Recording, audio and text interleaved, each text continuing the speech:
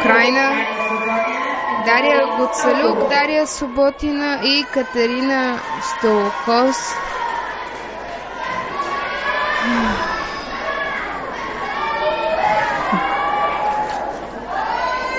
От Украйна? Да, от Украйна са трите момичета.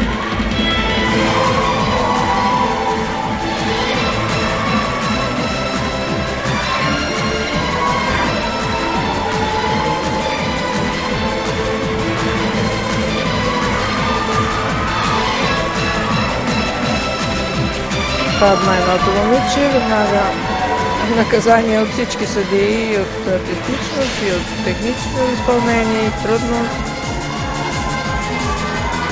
Това е риска при категории тройки и групи, че дори един състезател, ако е по-слаб, това обезмисля труда на останалите.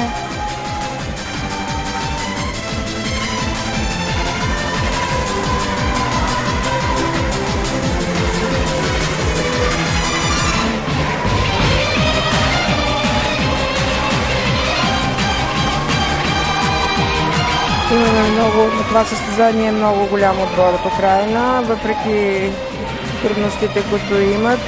Те са успели да се организират. Пристигнаха с рейс, с голямо закъснение, но успяха да се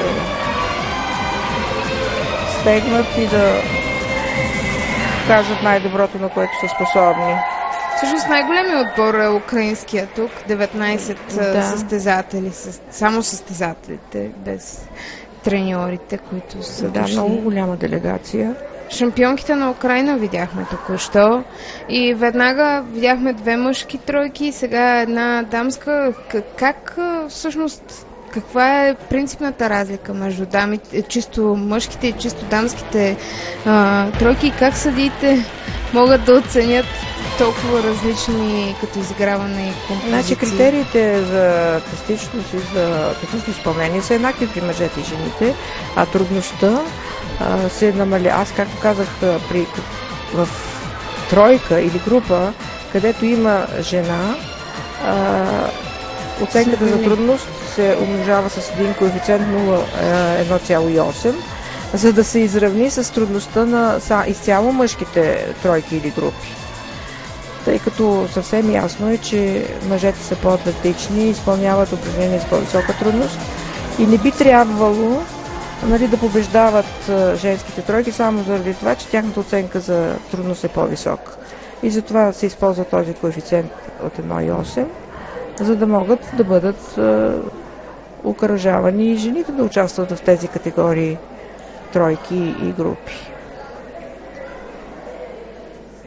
Така че тяхната оценка сега ще бъде умножена по 1,8, за да бъде съпоставима с оценката на китайците. Тя пак може би ще бъде по-ниска, нали? Но поне все пак да има някаква справедливост. Не могат те да се съревновават с мъжките тройки.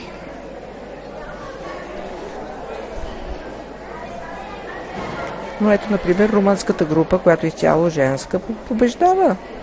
Но румънска, значи при тях трудността е висока и като се умножи по коефициента и са способни да бият, да победят.